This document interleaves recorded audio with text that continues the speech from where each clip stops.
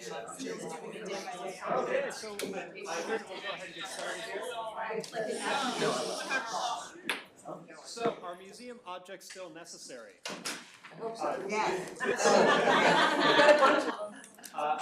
This is going to be more of a discussion. I just have a few things to just kind of help set the stage, but I'm really curious to hear from all of you more than anything else.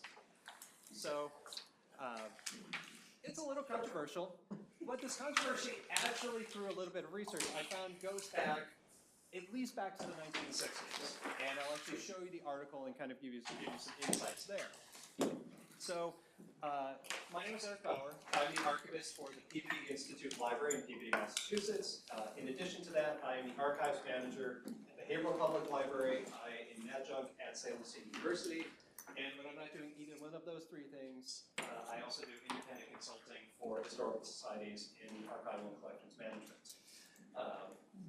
So, from an archival point of view, more and more records that I am working with are born digital. These are including emails, these are including PDFs, these are including Word documents, text files, that sort of thing. I'm working less and less with physical items. The physical items I am working with are coming from things from years past, and when I say years past, I'm talking as early as, let's say, 20 years ago. So it's still not that long ago, but I'm still not, even though I'm still actively collecting and I'm collecting current materials, a lot of the current materials that I'm collecting are digital born. That also includes video, digital photographs, that sort of thing.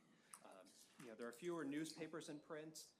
More and more newspapers are going digital. So even then, I'm sort of saving web pages, or I'm saving things as websites and so forth. And also general ownership of materials is also going down overall. IKEA, of all places, is going to start renting furniture.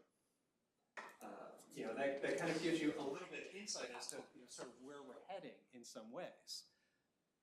And then if you really want to take things to the extremes, you have things like Lyft and Airbnb and Uber, which even car and home ownership in some ways is, yes, you could do a rental as an Airbnb, but still that ownership is, and what is being passed on, or what may make its way to an historical society or a museum, things like that are decreasing.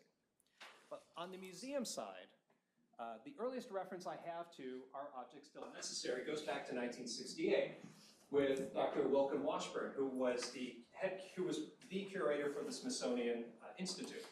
In this article, it's a great article, it's an opinion piece, and if you can read it, but his basic premise is that do you really need an object at all?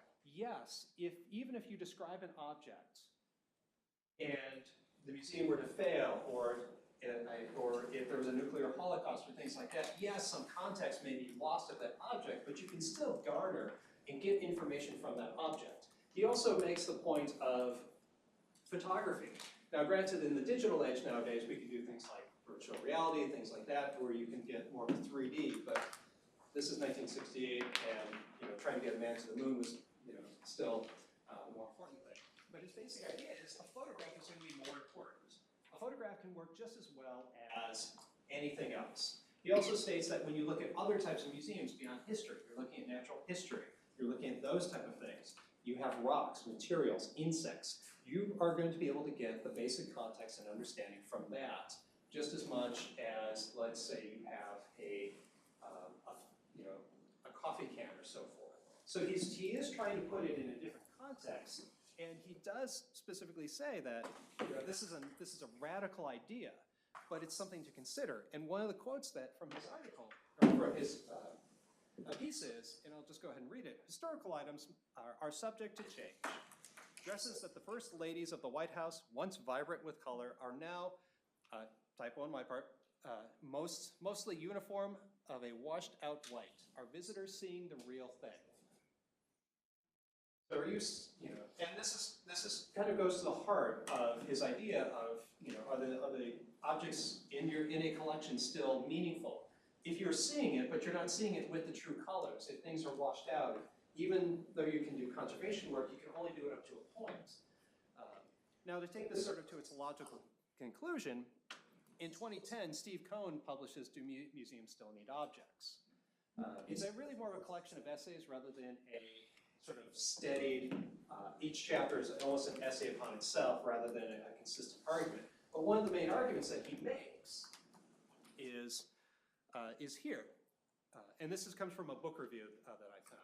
Each chapter suggests a loss of objects in some way, if not physical loss, as in the case of repatriation, then the interpretive loss in which objects is increasingly secondary to political agenda, commercial interests, education reform, and so on. And it really is true. Even in my own institution, with what little exhibit space that I have and so forth, you really do kind of start to see that. I have to be very careful in the type of exhibits that I'm doing, the type of things that I'm putting out, because I have to be, yes, I am part of a public, the city of Peabody, so I can't get too political, but at the same time, I have to be careful on, am I being too commercial, or, what are the ramifications or blowback that I might have from putting an exhibit together. At the same time, my collection is now available to be searched online. I'm putting numerous materials on the Internet Archive. A lot of material is getting digitized. A lot of this material is now ORC, it can be searched. You don't even have to come into my institution to see a lot of my street directories and so forth. You can do it from the comfort of your own home. You're seeing exactly what I've just digitized. Is that basically just as good? Or is it still better to come in and see it? These are some of the sort of the questions that I've thought about over the past couple of years, and this whole session has come about through this digitization project, and has really kind of got me thinking. So I just kind of wanted to give a little bit of context in terms of where I'm coming from, sort of that sort of thing, and at the end, I'll give you my own personal opinion, but for right now, I'm really kind of curious to know kind of what do you think? Based on sort of what I've said, or in your own experiences or so forth, are we sort of getting to a tipping point where it's not as important to come into an institution anymore? Especially when you look at a lot of other institutions who are doing virtual exhibits, things like that. A lot of materials being made available online and so forth.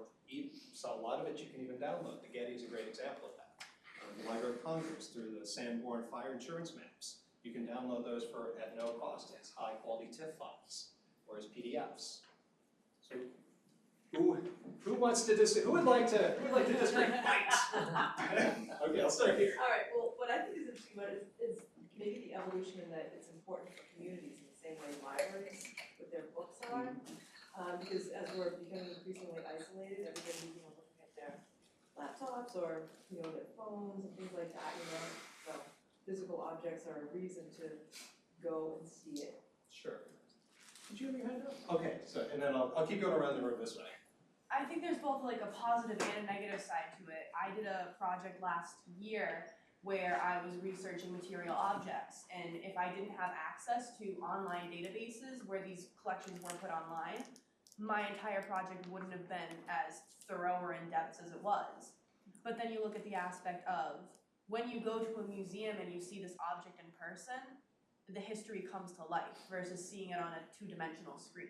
Seeing that the object there brings you to the place. Okay, good points. All right, so. Yeah, we have a lot of small sites, small museums. This is down Rehoboth, Mass, and Rhode Island. And our counts are going down of visitors because they can do the same thing online, and that's a problem. Sure, and that is always going to be my focus over here.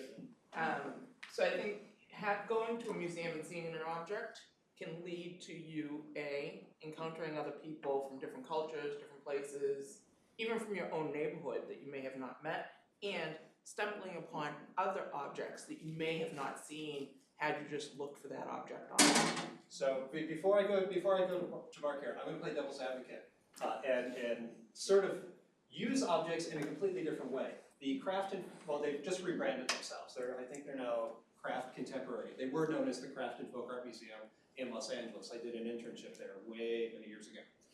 They got a grant many years ago to do, Objects Are Everywhere. And basically they took various objects and they put them in areas of Los Angeles that were, the grant called it culturally disadvantaged. So these are groups of people that would not necessarily go to a museum or be doing these things. And it was not necessarily as a way of getting people to go into the doors of the Craft and Folk Art Museum. It was a way of just basically engaging with the public. So again, it's sort of along those same lines of sort of working with others, talking with your neighbors, things like that, and running, but it was not in the traditional museum sense. So I just kind of wanted to throw that out there as sort of playing a devil's advocate in a way. So let me go up to Mark here. Well, I can argue on both sides, so I'll have a fight with myself here. A couple of years ago, I did a presentation on smallpox in Rhode Island for History Camp, and I was doing the research for that, and I OCR'd some digital copies of like Rhode Island records, and their own index was horrible. Like there was almost nothing in there that I was looking for, but after I had digitized it, you know, taken it and then did a search, I found all kinds of references to smallpox. It was very helpful. Sure. That is one thing about doing it digitally, is that you can do searches for things that, and you can use the information in ways that the person that originally compiled it never even imagined, you know. Why would someone need to know about smallpox in, you know, 200 years from now? Sure. The other thing, though, is that I found a lot of serendipitous discoveries doing research. Like, so let's just say I was using, you know, some handwritten things that would be probably very difficult to digitize and do a word search on. Sure. You know, those records are digitized, but having the book in front of me and reading this and then spotting this over here and then, hey, wait a second. I never would have seen that if all I was doing was just looking at a digital record of this page. I never would have seen this page over here. Sure. And I think there's a lot to be said about objects and how people make connections with them. Like having an object from a particular time. I have a coin from 1803 I got when I was a kid, and you know, whenever I hear something happen in 1803, whether, you know, Louisiana Purchase or just some minor thing, I'm like, yeah, Sure. I have coins. People held that year, you know, and I think there's a physical connection that can be made that really brings history to life for people, not just for, you know, history nerds like us, but for the average person Sure. can get inspired by that object. That's a good point. Okay, so I saw. Which is a perfect segue to what I was going to say. So we at the House of the Seven Gables over the past year have been working on an interpretive and engagement plan of what is our next step? Because we have so many visitors who come into the site who say, I don't want a guided tour, I want to do this on my own, blah, blah, blah, blah, blah. So as soon as we started surveying our visitors over the past couple of summers and our busier seasons, and again, our demographic is everybody from like the super big brown furniture nerd Sure. to the begrudging spouse who's getting dragged along on a day in Salem who'd rather be at the bar drinking a beer. So it's, we got a wide demographic. But what we were shocked about in our surveying of people, and especially of a younger demographic, so kind of Gen X and millennial, is that people actually wanted to keep the guided tour experience in general. They felt there was more conversation, using objects in the house, being able to point things out and have that connection.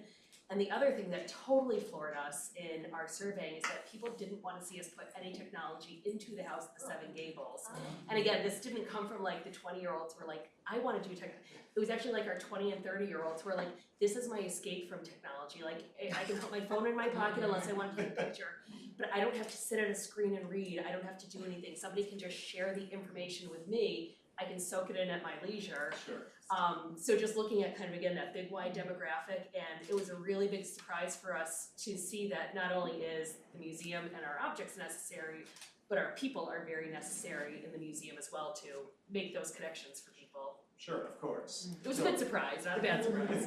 Okay, so let's go you, and then the gentleman back there, and then I'll keep going. Yeah, I just wanted to make a broader point about how not everyone's technological experience is equal. So you could say, hey, we have VR, but like for a kid in inner city Boston who doesn't have the latest computer, they're not gonna have that, and they're not gonna have that experience. And so I think the conversation has to consider the broad use of technology and that not everybody has the same experience. Exactly. So therefore I think objects are important, would be my Exactly. Okay, so you've been waiting patiently, so. Yeah.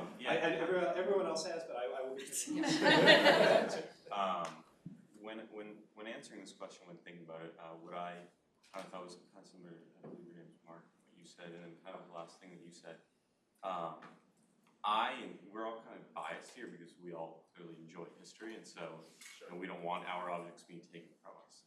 But the side that, you know, I've been studying history and looking at history with my teacher, Mr. Sheehy, over the past few months, is kind of like dealing with kids who really aren't that interested in history and how do we bring them into it. And I think that, you know, while you can take an object, digitize it, research it, get all this information, which makes it incredibly accessible and convenient, which is something you kind of touched upon. Sure.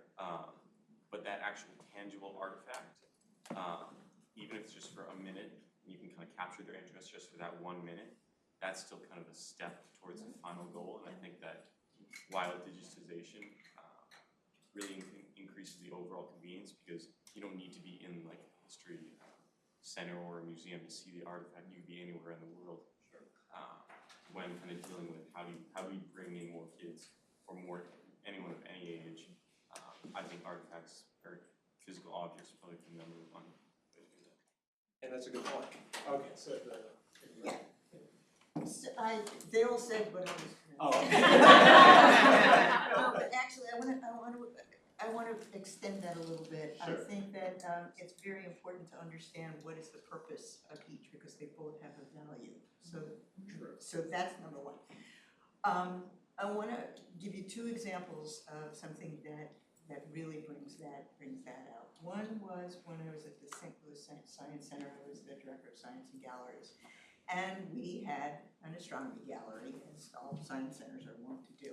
Sure. And if you've ever seen 10-year-old boys going through a museum, or excuse me, through a science center, because they have buttons, they run through and they push the buttons. And there was a family, and the father was trying desperately to get this kid to look at this thing. Sure. And so the kid is looking at it and says, look, I don't care. It's just, like somebody made a copy of it. Yeah. It's not, And the father said, no, that is the Gemini 6 capsule. This kid stopped dead in his tracks, and you could see the transformation happening. So the power of the primary object is not something to be taken lightly. What it does to us on a psychological level, in terms of grounding us and suddenly making that connection as you said, that object is very powerful. The second one, this is the one where you should take out your handkerchiefs and boxes of tissues, because this made me cry when it happened. I was working at Phillips Academy at the Peabody Museum there, and it's a museum that is dedicated to American archaeology. We ran a lot of field trips with kids from Lawrence, which you've got Andover, which is white and wealthy, and you've got Lawrence, which is not, and is a very multicultural community, and with a very high level of ESL students. In a field trip, we've got a group that is largely Dominican, and there's one Puerto Rican kid. And this is high school, they're all about 16 years old. So I see this kid as we're talking about these objects, and this kid is sort of sitting on the side, and he looks like, not bored, but depressed. Okay, so we cut everybody loose, and they're wandering around, and I walk up to this kid, and the whole conversation's taking place in Spanish. Anyway, so what he said to me was, I don't know where I am here. I don't feel comfortable. So I run downstairs, and I go up and bring a bunch of objects, and I had found out that this kid was from Puerto Rico. Brought up a bunch of objects from the Taino, which are First Nations people of Puerto Rico. And I'm talking with this kid one-on-one. At the end of that conversation, I've got a 16-year-old Latino male crying. They don't do that. This kid looked at me and said, nobody ever told me I had anything of worth. And these are my people. Sure. And this is my history. I mean, it's years later and I still got the goosebumps, but that power, what an object has the power to do. Okay, I heard that. Okay, a little bit. Yeah. Okay, so here, I'll sort of skip, I'll go here and then, so. But kind of bouncing off that, I used to volunteer in the summer at a little known museum at Great Lakes Naval Base, really tiny museum. So we had a lot of people come in that wanted to know, because our museum was centered around what the transition of civilian life to being a sailor, because we were on Great Lakes. And so we had a lot of people come in who wanted to know what their family, their daughter, son, whatever, what they experienced during training. And we were not in a big, our museum is very tiny. And getting to see the displays that we had set up that showed how their life was, you know, at basic training, and getting to see their family members' faces like light up and going, wait, this is what so-and-so did, you know, this is how they slept, this is, you know, everything. It really, it was a satisfaction that I got to put, you know, I got to help set these things up so that these people could have this stronger connection to their family members. And what was even more moving was when we would get the people who served, who went through Great Lakes during World War II, or at the beginning when Great Lakes was founded in the early turn of the century, and seeing the look on their faces going, we didn't have that back then. Or seeing a map of the base and going, wow, this base is huge. And then hearing like their stories. And to me, that's the part that makes museums and objects necessary, is because you get someone to come in who saw, you know, who actually experienced whatever was firsthand, and that brings them, it flashes them back to when that happened to them, and all they want to do is talk about what they did. They don't want to talk about, you know, the food back then, which was a big thing, was people talking about, oh, the food is nowhere near as good as it is now. Or they want to talk about, oh, we had to sleep in these horrible, horrible stuffed cots. And everybody, they get the nice stuff now, or whatever. And just to see these older people come in and just talk about that. It's like, I never got to experience that. To hear that, for me, it makes it necessary. Because it gives them a chance to tell their story. And they don't feel like they get to tell it that often. So you've been waiting, and I'll kind of go back. So I think that when talking about this, to kind of backtrack and just take the digitization and technology piece out of it entirely. Sure. Do people still want to go to museums? Yeah. And I think that's a question that everyone who's currently working in museums is asking themselves. And I would say yes, because when you go on vacation somewhere and you're walking around, one of the things that you do in that area is you go to a museum. And you may not even been planning to go to that museum. You're walking around, you see a museum, and you think, we're on vacation, let's go in. And that's the piece of, you know, are people still engaging and going into a museum? But then along with that, you know, so we're from the Salem Witch Museum. We don't have many artifacts. In fact, I can count the amount of artifacts we have on one hand. And that's because the Salem Witch Trials have very few artifacts. So for the past 50 years, the way that we've been teaching the Salem Witch Trials is through interpretation of the court documents, that you go into an auditorium and we tell you the story and you watch as the story happens around you. And we consider ourselves a museum. And that's one of the questions that we're constantly having with the community around us is, do they consider us a museum? And it's a debate, you know, it's one of those things, but is it the fact that we have any artifacts, does that make us any less a museum? And with continuing that conversation, we physically can't have artifacts because I can't go back to 1692 and make something that, you know, and bring it back into the future, you know? So I mean, part of what we do is we're currently growing a collection because we've had opportunities to acquire certain artifacts, but it's not vital.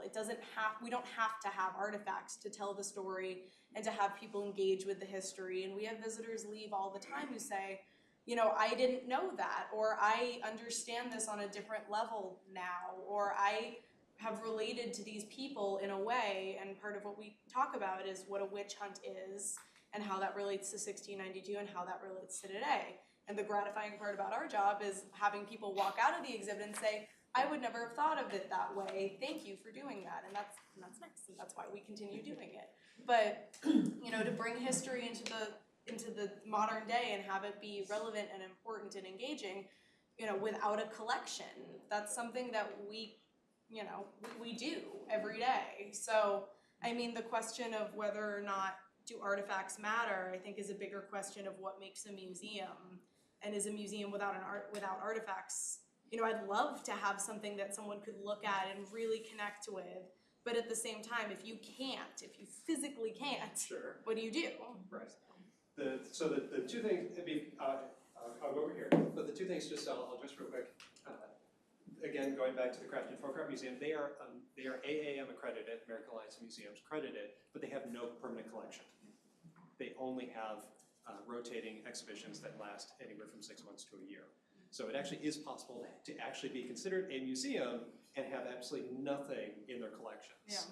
So they do have that. And in terms of visiting museums, if you follow the numbers, if you read Museum News, which is published by the American Association for State History, at some point, I can't remember, they always publish it at least once a year. They sort of give the same spiel, from rightly or wrongly, based on their numbers and so forth. But there's a significant number of historical sites. And they define it as basically, are you a history museum? Are you just a historical house?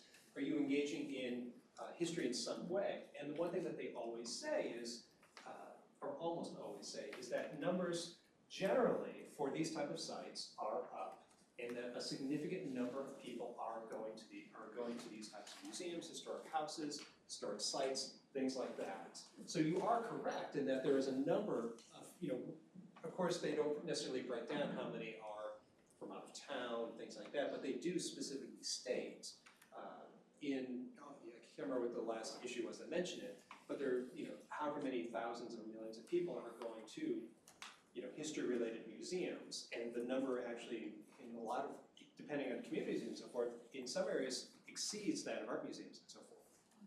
So it is, so people are doing that, and you are correct. So let me go over here. So let's go here, and there. So I think, first of all, I've been touched by the things that people are saying about the amazing experiences people have had in their museums. It's so fun. We all know that museum people have those stories, and it's so wonderful to hear them.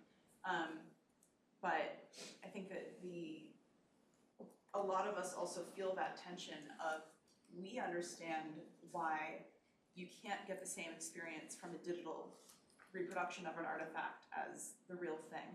It gets complicated when the digital version is the real thing, because it was a born digital thing.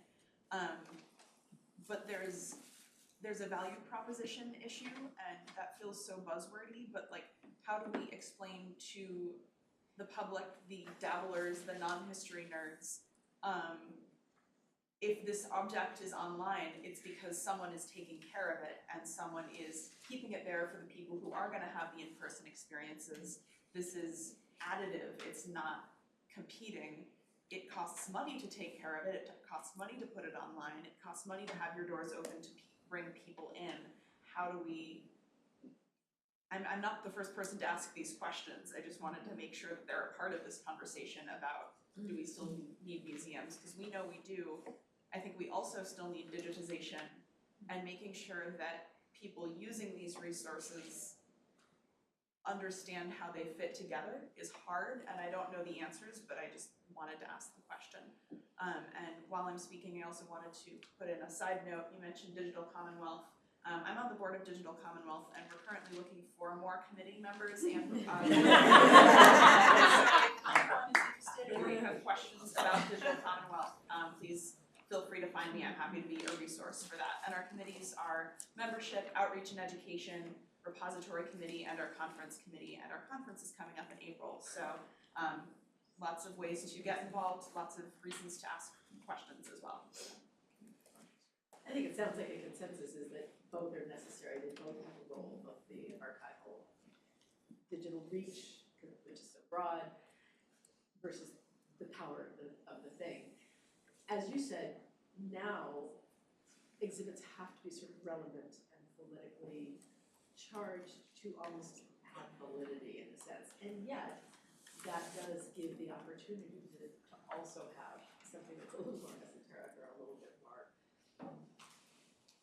on the fringes. And I think it's important to keep those artifact-based or object-based exhibits as best you can. And thank goodness, that was great news for the House of Seven Gables that people actually do want to still come to the spaces where things happen, even if it's a recreated space or a changed space, but it's still a space, but the artifacts. I think the message that I'm trying to sort of get around to is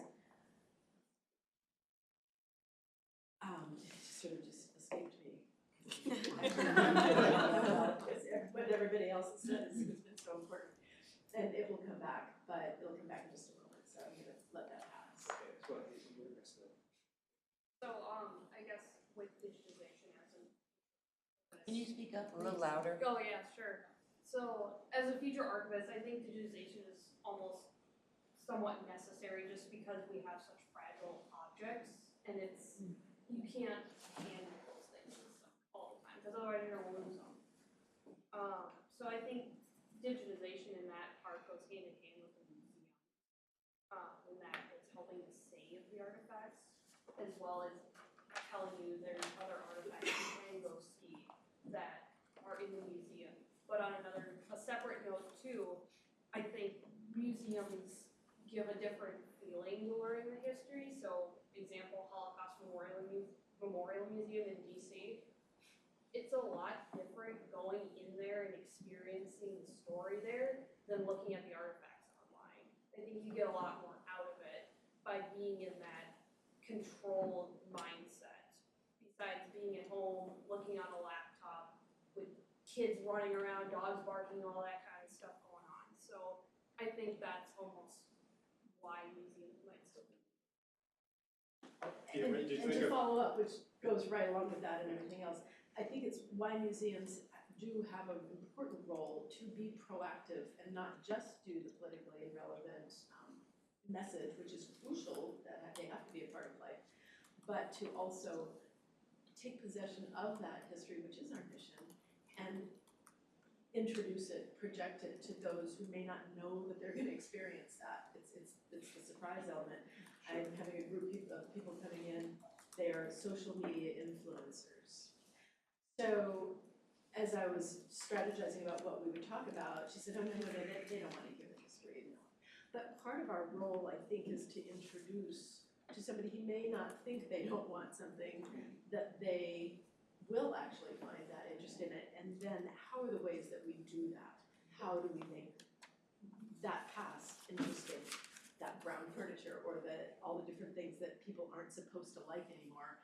How can we make that interesting? And especially, I just came from the session on the media and the newspapers before the revolution, how they shaped current events. Sure. The media is doing that now.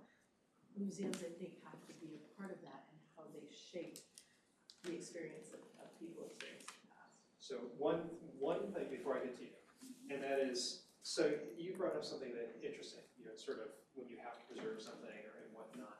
But that also then gets into the question of reproductions. Is a reproduction just as good? Is a reproduction, it's not the original. For example, I have in my collection in Peabody, I have letters from Washington, Hamilton, Alexander, John Jay, a dozen from Benjamin Franklin that were given to George Peabody. George Peabody didn't have any use for them, so he gave them to the library. We don't have security to be able to display these. So the closest thing I can do is to basically make a copy of it and then display that and so forth. Even if a patron wants to handle it, it's still too fragile because of the original binding to let somebody look through it. So now the other question becomes, now we've all talked about, many of you have mentioned that, yes, handling that object and so forth is important, and I don't disagree with you, but then where does things like reproductions come into play? Because you're not seeing the original. You're seeing a replicant of it. So I'm gonna go you and then you. Just very quickly, I'm not a professional in this field, but I want to pick up on what you were saying, which is that I believe that I'm a big consumer of museum attendance and experience, and I just want to say that people learn differently. And different people learn differently. And I was one of the worst history students of the honors class I was in high school, but as an adult, I'm fascinated.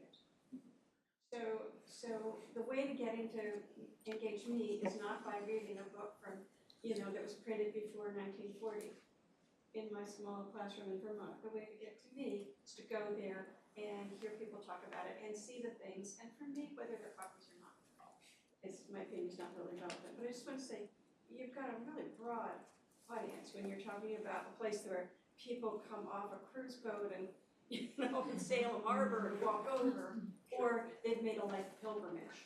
Right. Okay, so.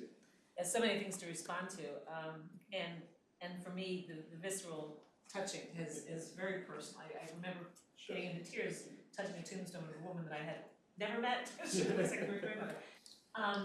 But struggling with the house museum, since we've gone through the facsimiles, to what extent do we, to me, a lot of the powerful stories in here are when the learning is mediated by somebody being a docent, by signage, and to what extent do you put that in there to enhance the experience so people can, even the docents who might not know who made that particular picture can run over and see a peek at the sign, you know, or do you do that? And for us, one of the things we're grappling with right now is to what extent do we need to change up what we're doing at the Old Ordinary in Hingham. And we have, for instance, some samplers. We have a wonderful collection of samplers. A lot of them were done, or all of them really were done at the old Derby, but at the Derby Academy. And some of them are fairly critical to the experience, especially having the fifth graders come through. They tell story of the family histories and that kind of thing. We talk about them, and they're getting fragile because they're displayed. So our discussion right now is that an example of something that we should do the best facsimile we can, put it on the wall, and maybe the fact that we can show people, and this would get to your documents, you can show people, we have the originals, you can tell people we have this one, but for you to be able to experience it, we have to do the facsimile. We will still have lots of authentic samplers, but because we think the story about this particular one is so important and we want to preserve it and not lose it, to what extent is it okay to make some of them facsimiles? And I welcome discussions about that. We used to call those education collections. Yeah. Comment over here.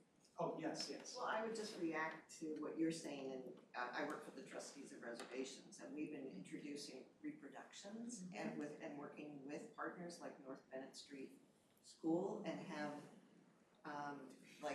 okay, let's make a reproduction of Emerson's desk and chair so that people can sit down in the old manse and look out the window, or let's deconstruct a piece of furniture and with a carpenter and see how difficult it is to make these joints. So that's what the curation team is doing. I work in the archives, and what I found is the digital world has expanded our stories. People are finding us and coming to us with their stories, and that then I can then pass those stories on of people growing up on the farm, or people, you know, workers working the land and that sort of thing. And then I can, pass on those stories to the interpreters on the space. We work with Digital Commonwealth.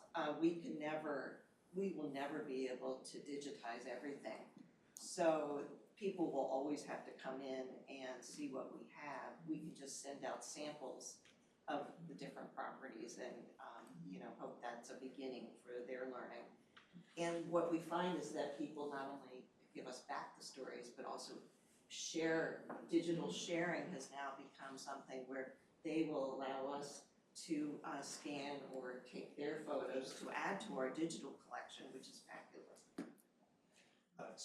Before, I'll just say one thing, and this goes actually to the Haverhill Public Library. Right now they're doing a huge digitization project with their photograph collection. They're digitizing about 50,000 photographs that Northeast Document Conservation Center is doing. And their photo cataloger is, going through, and they're putting all these photos up on, they're putting all their photos up as they come back and being cataloged. And there are people who are just writing in, emailing them, and specifically her, with mistakes in the catalog record. They're not looking at the original. They're not looking at the actual photograph, but they notice that, oh, this photograph was actually taken on this street looking this way, or this house has been misidentified, it's actually this house instead, and that sort of thing. So in a lot of, yes, being able to actually physically see something is good at the same time, but also you can sort of say within the digital realm, you also can be in a position where you can learn from your public as well, with corrections and errors and so forth. And the photo cataloger, she's absolutely phenomenal, has done an incredible job, but she can only go with what she has, or what she's been able to interpret from the original. And other people, just whether it be in Haverhill or in the surrounding area, have been able to help correct and update these various catalog records. So I just kind of wanted to throw that out there. Yeah, we have 5 more minutes, so yeah, go ahead. Yeah, I was just gonna say, with regards to reproductions at least, I think there's something to be said if you have the actual object, you're able to get better reproduction. And I think museum goers, whether they're history people or not, are gonna understand the fact that we need to be able to preserve those. But if you have a reproduction that's 98% close to the real thing, I think people will still be able to get that same satisfaction out of it. And then putting in, like on a sign somewhere, a caveat saying we have the original, but it's such a popular item, we need to be careful with it, here's a reproduction, I think people will understand that. Oh, yep. Just one thing that is kind of interesting, so a friend of mine in Ireland is, he laser scanned a Celtic cross. And obviously he can't, it's huge, right, so he can't take it in, but they're using it for 2 purposes, right, so they have it in a museum, but also they're able to assess the impact of climate change on how, how it's changing. Did you guys have to say? Yeah, I have a mobile Black History museum, so I bring a lot of artifacts around to colleges, prisons, elementary schools, and all that thing. There's nothing, like you were mentioning, that how quickly intimate you can create a relationship with someone. I don't know what to put on my table, from the Jackie Robinson doll to, a slave brand. Very visceral reactions that people get from objects. At the same time, I would argue that, like, J.L. Bell put on his 1775 blog, he put a Boston Massacre picture that had the engraving from Paul Revere, I think the original one, and showed a colored Crispus Attucks that I would never have thought of or seen unless he had said, and look at this also, this copy of this original, or this, I went to the TIFF, I went to the high resolution and I zoomed in on it. And especially for minority historians and just average consumer of history, it's about, what do you use the history for? Because Black folks are often in the margins, like I teach genealogy also. Sometimes we're literally in the margins of censuses. And you can't see that unless if you have a really dynamic curator in the museum who's pointing those things out, that is great, that's gold, but you can't do that unless you're online. Sure. So I think it's really, how dynamic the setup is, digital or physical. Sure. And that is very true. Yes. I'll just say for the museum people and duplication and things like that, a lot of sculpture is duplicated so many times from the original. And we're seeing that in museums across the country. So that I can go to a museum here in Boston and see the dancer, and that's a duplication, and it's, people are seeing it all across the country in other museums. And thinking that that's the original, unless you know to, like learn more about it and understand that sculpture itself is duplicated originally. Right. But it still has power. I can follow up on that. About 20 years ago, a lot of art museums started digitizing collections, not for the purpose of putting them online for people to look at as for research purposes or whatever, but to sell them as marketing devices. They became tied into, and the Guggenheim was really good about this. You could buy a screensaver of pick a painting, or whatever.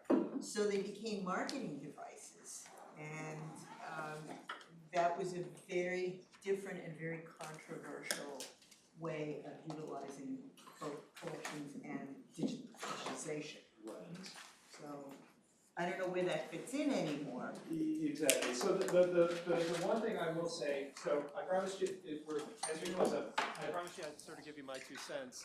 My 2 cents is very much like what all of you have said. There's a place for digitization and so forth, and making things available online, but there is something about the physical. And the one example that stands out in my mind is about 4 years ago, we had to go under major renovation in Peabody. The roof truss in the original building collapsed or broke. And so my office moved from right next to the stacks to right off of the teen room. And so I'm doing an inventory of the photograph collection, and they get curious about what's in these Hollinger boxes, and they ask. So I pull out a photograph of Center School, which is where these were middle schoolers. but many of them went to this school, so they got to see what the kids look like, what they were dressing like in about 1910, and what the school looked like back in that time, because the building had actually been demolished and rebuilt. And that led into various postcards, and that led into other things. So it was spontaneous learning. It wasn't planned. It was just their own curiosity of me carrying all these boxes down and wondering, what I was doing with them. So there is a place for both. But like I said at the very beginning, it's been ever since I read that article by Washburn, I've always kept around that idea, sort of taking what he said to its logical conclusion. So I just want to thank you all for your thoughts and for this discussion. And then if you have any other questions or things like that, that's on email, Twitter, and if you're on Instagram, that's me as well. Thank you very much.